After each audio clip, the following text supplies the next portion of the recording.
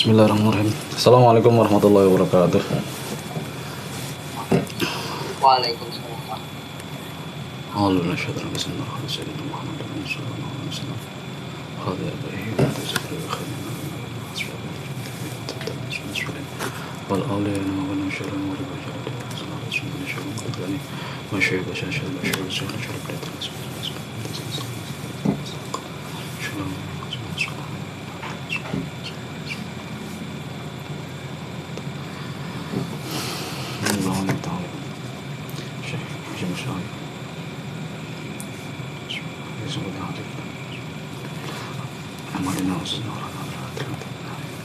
Al-Fatihah. A'udzubillahi minasyaitonir rajim. Bismillahirrahmanirrahim.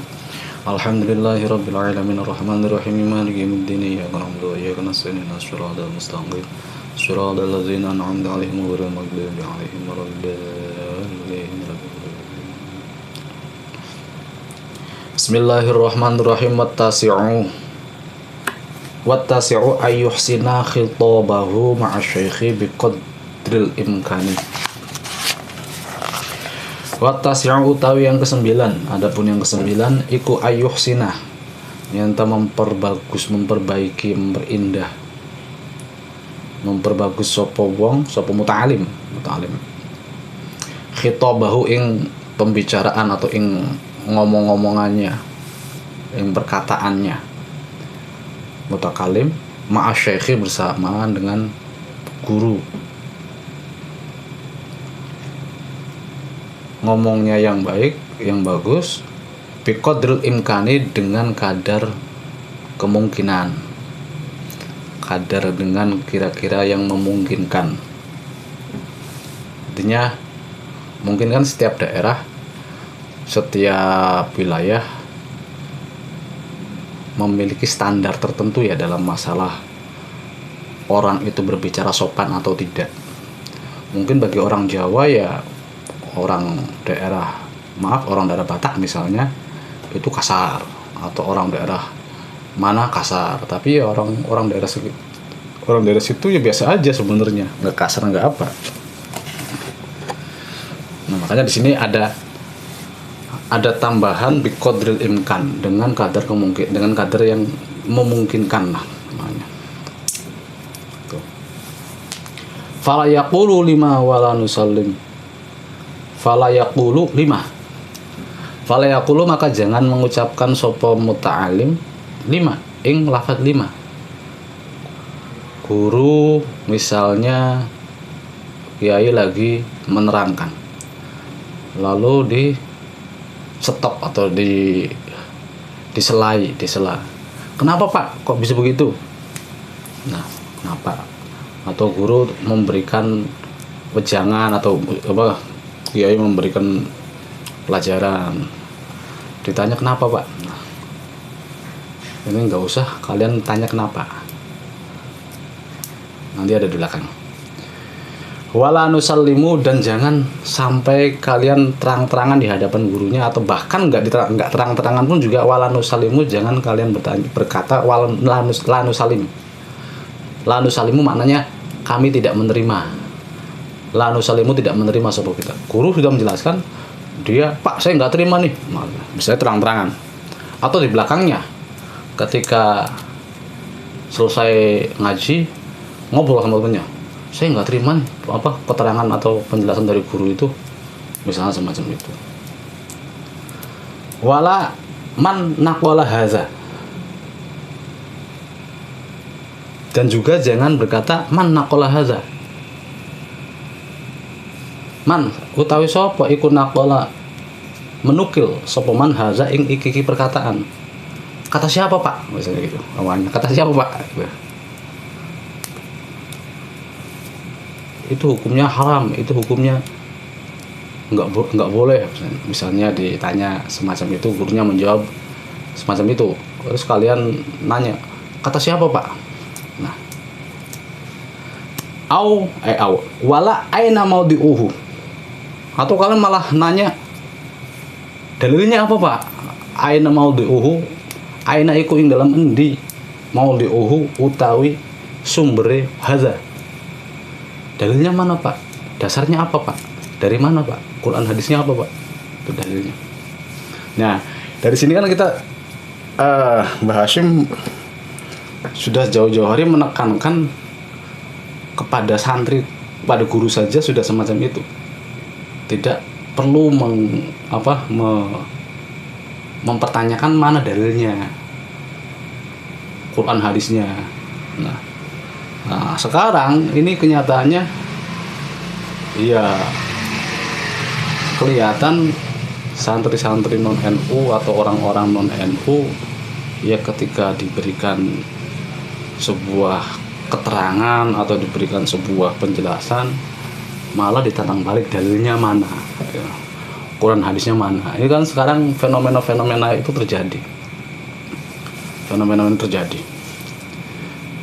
Padahal kalau kita tahu yang namanya berguru itu tidak mesti misalnya kita satu majelis atau mulazamah dengan seorang guru, baik saat di pesantren ataupun di majelis ataupun di apa. Tapi kita mengambil istifadah atau berguru itu bisa misalnya dengan orang yang baru pertama kali tahu ceramahnya misalnya. Cuma kita sudah niati saya mau berguru pada orang itu. Artinya ketika interaksi semacam itu pun sebenarnya terjadi ketika di medsos misalnya, di medsos di apa. Kadang kita pun sendiri juga sering sih, misalnya kalau saya sering melihat akun-akunnya orang-orang salafi itu ya begitu mudahnya, misalnya sekarang kan yang lagi viral sekarang ada yang mengatakan Sunan Kalijaga Sunan setan atau apalah pokoknya, wali setan, bukan wali setan. Pasti komennya itu akan masalah dalil-dalilan terus. Atau dulu ada postingan yang mengatakan ya maulid apa, maulid bid'ah dan lain sebagainya. Pasti nanti ujung-ujungnya dalil. Kadang kita sendiri juga macam itu. Cuman dalam rangka berguru ini alangkah baiknya nggak perlu mempertanyakan kenapa, pendapatnya siapa atau dari mana sumbernya, dalilnya. Justru itu menjadi perangsang bagi kita untuk mutolaah. Dulu sebenarnya saya belajar di kelas itu ya nggak pernah dijelaskan secara rinci. Belajar Fathul Qorib, guru saya menjelaskan ala kadarnya sesuai yang ada di kitab. Nah, ketika ada pertanyaan-pertanyaan timbul di dalam hati dan pikiran itu, kalau wudunya orang memakai galon gimana, memakai air aqua gimana, hukumnya bagaimana, ini ya cari sendiri, akhirnya cari sendiri, tidak langsung ditanyakan kepada gurunya. Nah, itu kan akhirnya memancing kita untuk bersikap kritis, tapi tidak seketika itu juga, nanti di belakang setelah selesai ngaji, belajar mutolaah, baru dicari sendiri. Wa syibha dzalika, dan sesamanya 5 wala nusallim. Ini sih sebenarnya ajarannya Mbah Hashim ini adalah ajaran kepatuhan. Jadi Mbah Hashim itu kitab adab ini memposisikan benar-benar seorang murid itu di hadapan guru seperti mayit, mau diapain juga ya terserah gurunya gitu. Mayit kan nggak bisa apa-apa ketika diurus oleh orang yang mengurusnya, dimandikan, disolatin, nggak bisa apa-apa. Nah, itu menempatkannya semacam itu. Cuman nanti di belakangnya kalau mau murid-muridnya pengen berkembang, ya mutolaah sendiri, ya belajar lebih lanjut lagi, melihat keterangan-keterangan di kitab-kitab lainnya, bacaan-bacaan lainnya untuk muqabalah, memperbandingkan. Fa'in aroda istifadatahu talattaf fil wusul ila zalik. Nah, ini fa'in aroda, maka apabila lamun menginginkan sapa muta'alim istifadatahu ing mendapatkan manfaat atau faedah dari guru, ya talattafa maka pelan-pelanlah, secara haluslah haluskanlah atau pelan-pelanlah sapa si muta'alim fil wusuli ing dalam sampai ila zalika pada mengkono-mengkono istifadah. Artinya kalau kita pengen lebih jauh mengetahui makna-makna ataupun mencari ilmu yang lebih, ya pelan-pelan. Artinya nggak seketika juga kalian memberondong dosen kalian, guru kalian bertanya, Pak kalau begini langsung di debat terus-terusan. Ya, secara pelan-pelan. Ya pelan-pelan itu ya akhirnya membawa kita kepada nuansa untuk mutolaah, untuk diskusi. Setelah di kelas ya didiskusikan di luar. Itu yang dimaksud pelan-pelan. Tapi hasil diskusinya disampaikan kepada gurunya, Pak setelah kami diskusi begini kemarin ada permasalahan begini. Tsumma huwa fi majlisin akhar aula. Tsumma huwa lalu utawi mengkono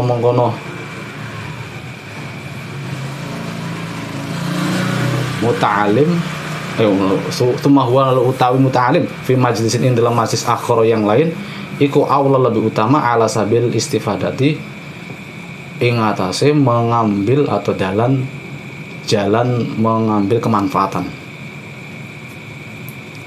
Artinya ketika kita satu majlis dengan kiai, dengan guru, kemudian kita merasa kurang, jangan kalian tambahkan keingintahuan kalian atau pengen hasrat kalian pengen tahunya itu di majlis itu. Artinya sudah dari majlis itu, dari keterangan-keterangan yang disampaikan guru ya sudah kita bawa pulang balik. Ketika kita merasa kurang, kita pindah ke majelis yang lain untuk menambal kekurangan yang ini. Entah majelis itu ngaji dengan yang lainnya, atau majelis itu berupa musyawarah atau mutolaah sendiri, atau musyawarah bareng dengan teman-teman, diskusi bareng. Nah ini aula lebih baik semacam itu.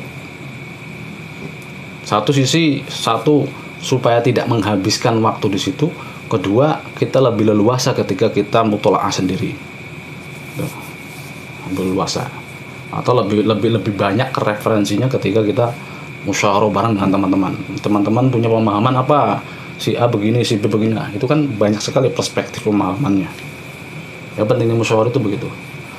Kadang kita membaca sendiri itu akan mendapatkan satu perspektif dari kita sendiri. Memahami misalnya masalah najis, ya perspektif saya cuma satu itu, begitu. Najis adalah begini, hukumnya begini. Tapi ketika kita musyawarah, mungkin ada teman yang berbeda perspektif pemahaman, teman yang lain mungkin ada bedanya lagi. Jadi kita akan bukan membandingkan juga, kita akan mengukur sebenarnya yang benar itu perspektif siapa gitu. Pemahaman saya benar nggak ini semacam ini. Jangan saya salah paham. Nah itu pentingnya musyawarah daripada mutolaah sendiri atau belajar sendiri. Wa idza zakara asy-syaikhu syai'an fala yaqulu hakaza qulta aw fala yaqulu hakaza qulta aw khadarali aw kaza qala fulan. Wa idza zakara dan ketika ingat sapa asy-syaikhu guru syai'an ing sesuatu fala yaqulu maka janganlah berkata sapa muta'alim hakaza qulta hale kaya mangkene qulta ngucap sapa panjenengan.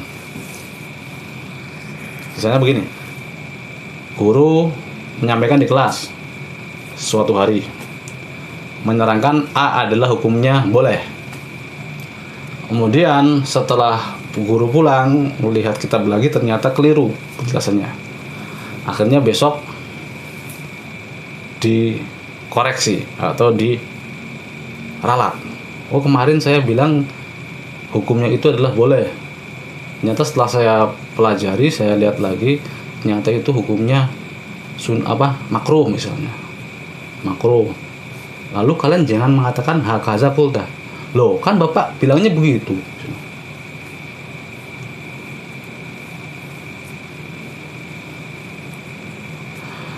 Au khotoro li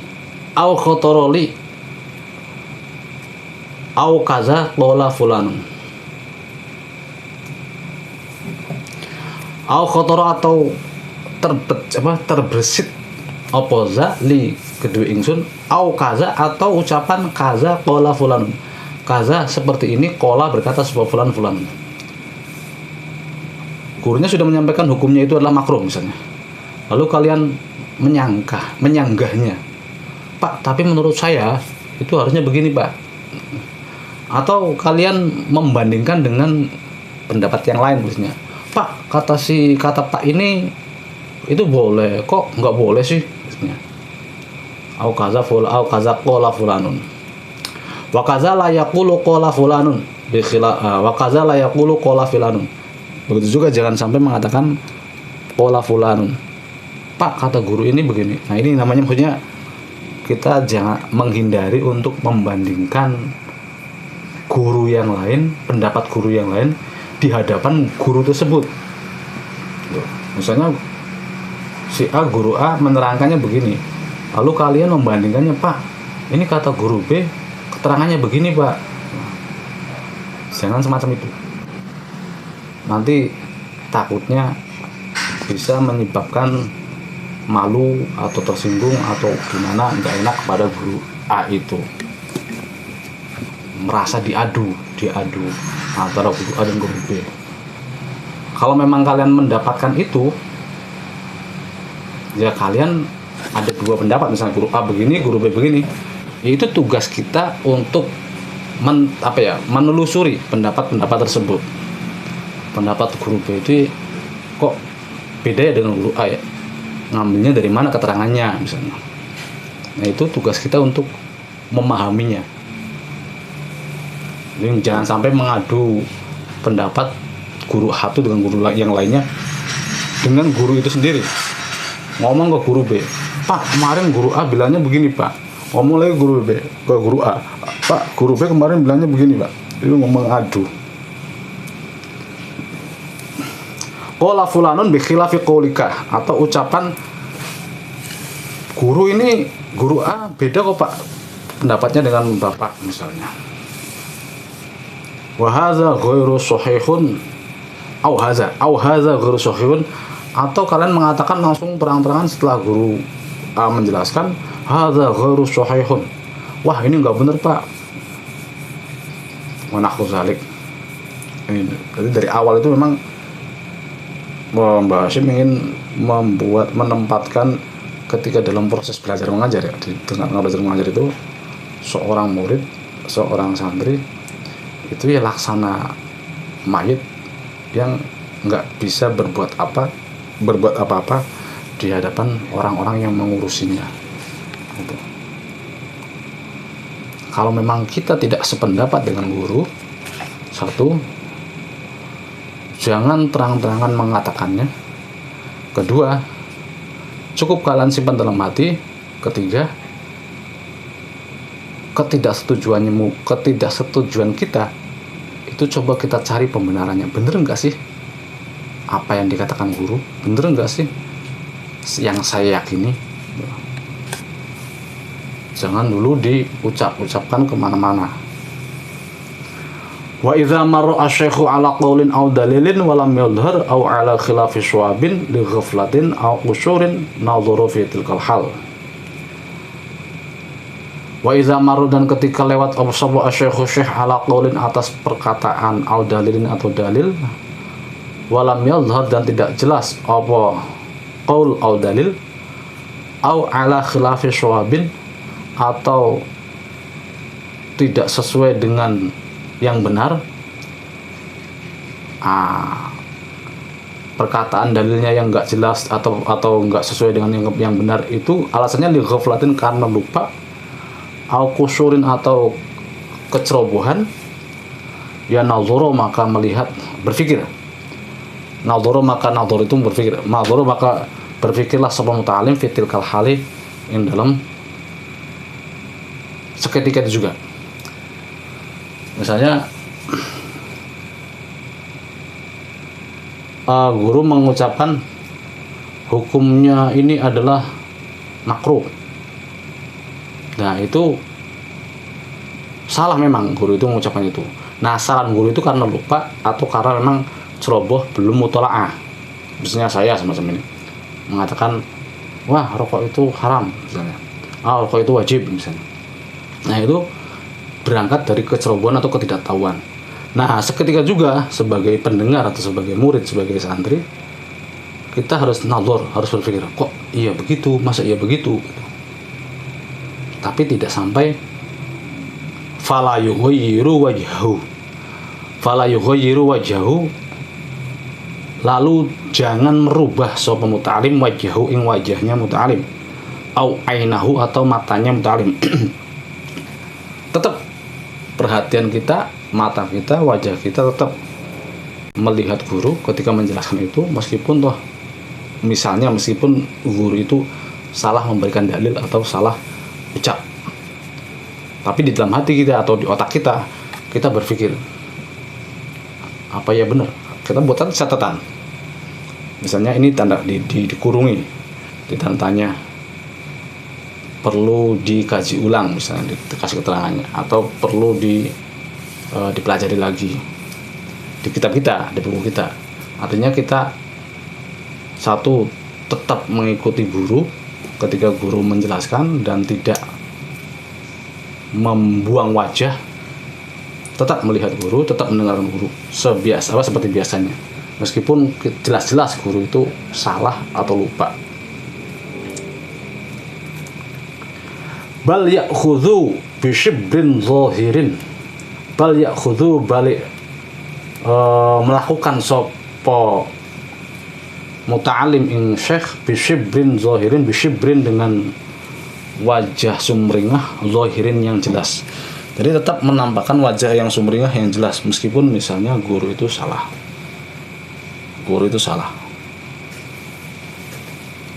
Karena apa? Fa innal ismata, maka sesungguhnya terjaga dari kesalahan fil basyari, dalam diri manusia, iku laisat, tidaklah ada opo ismah illa lil anbiya'i, kecuali miliknya para nabi. Karena ya wajar, tidak ada manusia yang enggak salah, enggak lupa kecuali nabi.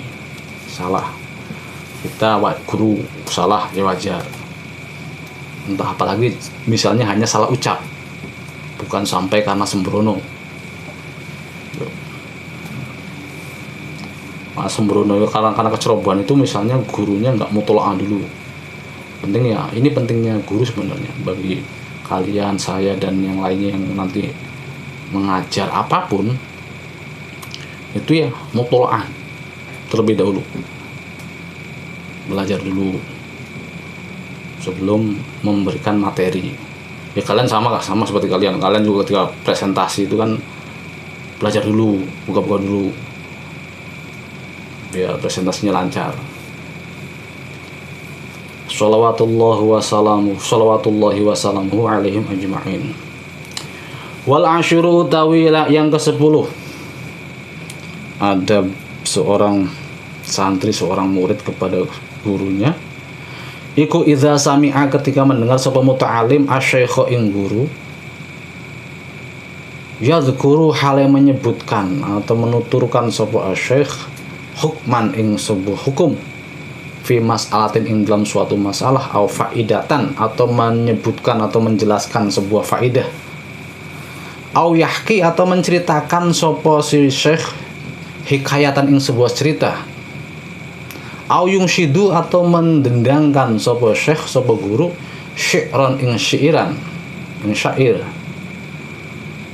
wa huwa hale utawi muta'alim iku yahfalu, hafal sapa muta'alim zalika ing mengkono-mengkono hukman.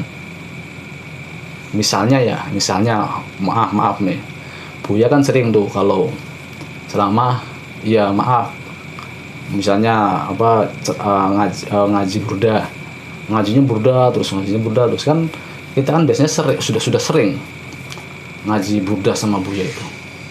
Meskipun kita sudah mendengarnya, sudah hafal, wa yahfazu hafal sapa muta'alim zalika ing mengkono-mengkono hukum atau masalah atau faedah atau cerita atau si syairan, sikap kita tetap asho, maka memperhatikan dengan fokus sapa muta'alim, isgho'an dengan perhatian, isgho'a mustafidin dengan layaknya perhatian orang yang mencari faedah.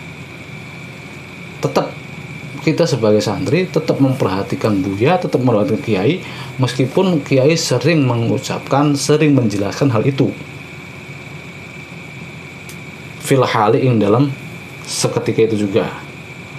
Muta'attishin yang merasa haus ilaihi maring hukum. Jadi kita masih tetap mendengarkan secara seksama, secara fokus penjelasan kiai tersebut tentang masalah itu. Meskipun cerita itu, meskipun syairan itu sering diucapkan, sering dijelaskan, tapi kita tetap fokus, tetap mendengarkan dengan seksama, dengan penuh penuh perhatian, dan tetap dalam rangka istifadah, mencari faedah itu kemanfaatan maksudnya ya, mencari ilmu manfaat lah. Kalau kita belajar ya ilmu manfaat yang dicari. Karena apa ya, karena ya kayak kita membaca sekali itu dapat pemahaman. Membaca satu paragraf, satu alinea atau satu halaman, besok lagi kita baca lagi halaman yang sama, buku yang sama, itu akan ada pemahaman yang baru. Begitupun terus akan ada pemahaman yang baru yang berbeda dengan pemahaman sebelumnya. Itu pun juga akan sama ketika kita mendengar sesuatu yang berulang-ulang, dan itu akan menjadi sebuah doktrin yang akan menempel kuat di hati kita. Nanti kita akan terbiasa hafal. Farihin yang sangat senang bihi kelawan zalika atau kelawan hukum, ka'anahu kaya sesungguhnya muta'alim iku lam yasma'hu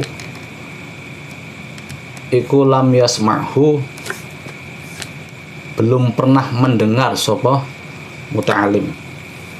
Iku lam yasma'hu belum mendengar sapa muta'alim ing hukum atau ing zalika itu qotun sama sekali. Seperti halnya kita belum pernah mendengar sama sekali penjelasan itu. Wala berkata sapa Atha, Syekh Atha, bukan Atha illa al-Iskandari ya, bukan pengarang hikam. Ini Syekh Atha kalau nggak salah tabi'in. Radhiyallahu anhu, ini sesungguhnya ingsun iku la asma'u, niscaya mendengarkan sapa ingsun al hadis ing hadis minar rajuli dari seseorang.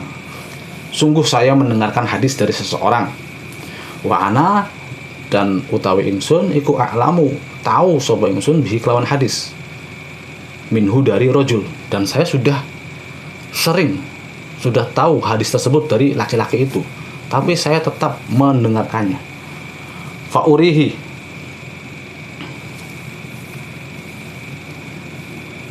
Faurihi lalu menampakkan sapa ingsun ing rajul min nafsi dari diriku, anni ing sesungguhnya ingsun iku la uksinu tidak membagusi sapa ingsun minhu dari rajul syai'an ing suatu apapun. Dan saya tampakkan kepada rajul laki-laki itu dari hatiku, kalau saya tidak mendapatkan apa-apa dari laki-laki itu, tidak bisa, maksudnya begini, satu pertama kali hadis Syekh Ato ini mendengarkan dari laki-laki itu, ya berarti gurunya lah, dari gurunya. Besoknya lagi mendengarkan lagi. Nah, dia itu tetap menampakkan kalau dia itu seolah-olah belum pernah mendengar hadis itu. Jadi belum sama sekali berbuat baik atau memperbaiki dirinya. Kalau dia sikapnya seolah-olah atau seakan-akan sudah bisa memperbaiki dirinya, misalnya hadisnya tentang hadis sholat, misalnya hadisnya tentang sholat, laki-laki itu gurunya Syekh Ato itu memberikan hadis itu kepada Syekh Ato atau membacakan hadis kepada murid-muridnya dan Syekh Ato ada di situ. Kemudian besok lagi hadis itu disampaikan lagi. Nah, maksudnya itu Syekh Ato itu dengan hadis yang pertama itu sebenarnya dia sudah menyerap pelajaran. Kemudian ketika hadis pertemuan yang kedua hadisnya sama juga, itu dia menampakkan diri kepada Syekh Ato kalau dia itu belum melakukan apapun. Jadi seolah-olah baru, seolah-olah masih goblok, masih bodoh.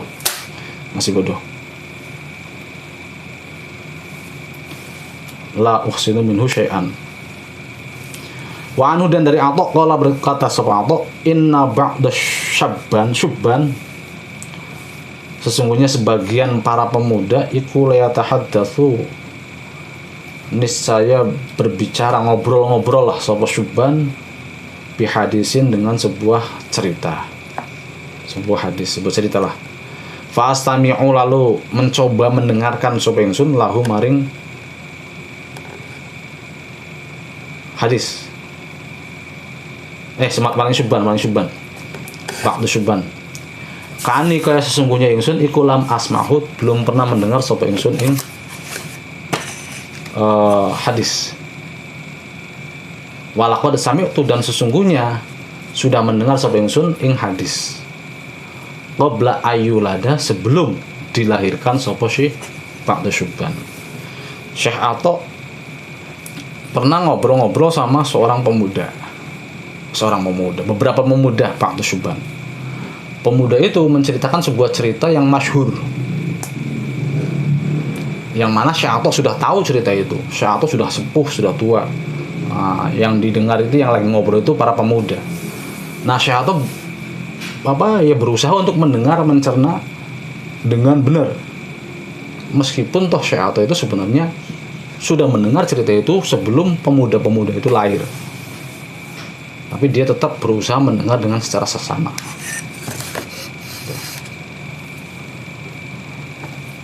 Jadi ya namanya sami itu istilahnya samikna watokna itu ya benar-benar dilaksanakan oleh Syekh Ato ini. Ya meskipun misalnya hukum itu, cerita itu sudah pernah didengar, tapi tetap diperhatikan. Ya karena ilmu itu tidak tidak mesti harus sekali mendengar semua ilmu didapatkan. Misalnya kita belajar ilmu nahwu, ilmu i'rab, bab i'rab. Meskipun kita belajar tiap tahun, tiap kali ngulang lagi bab i'rab, kitab Imriti ngulang lagi bab i'rab dari kitab Jurmiyah, kitab Mutamimah ngulang lagi i'rabnya, kitab Alfiyah ngulang lagi i'rabnya. Meskipun diulang-ulang, keterangan atau ilmu i'rab, ilmu bab i'rab ketika di Jurmiyah pasti berbeda dengan ilmu bab i'rab di Imriti. Berbeda lagi ketika ilmu bab i'rab di Alfiyah. Jadi meskipun keterangannya meskipun babnya sama saja, ceritanya sama saja, tapi pasti ilmunya akan berbeda. Itu sih jelas karena kitabnya berbeda. Kitabnya yang sama pun juga akan tetap banyak pemahaman yang baru yang akan kita dapatkan, meskipun sudah pernah kita dengar atau sudah kita baca.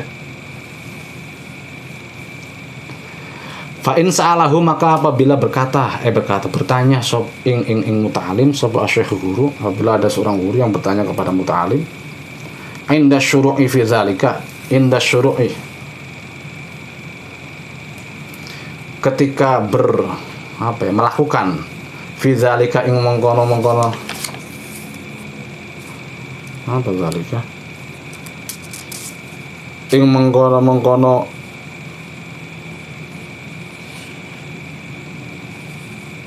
asgho an hifdzihi, saking hafalannya, saking inda dalika fi dalika dalam kono sami asyikh itu yadhkuru hukman. Jadi ketika guru itu bertanya kepada murid, pada guru itu sudah beberapa pertemuan menceritakan hal tersebut atau menceritakan sesuatu hal itu terus. Nah, ketika menceritakan itu, guru ini tanya kepada seorang murid, udah paham belum? Saya sudah menjelaskan ini sebanyak 6 kali misalnya. Sudah paham belum? Sudah hafal belum? An hifdzi, dari hafalannya murid atau muta'alim. Maka apa yang harus dijawab ketika ditanya semacam itu? Hafal enggak nih? Ini sudah 4 kali nih saya ulang-ulang terus penjelasan ini atau hafalan lagu nazm ini. Maka fala yujibu bina'am. Fala yujibu, maka jangan menjawab sapa muta'alim bina'am dengan na'am. Iya sudah Pak.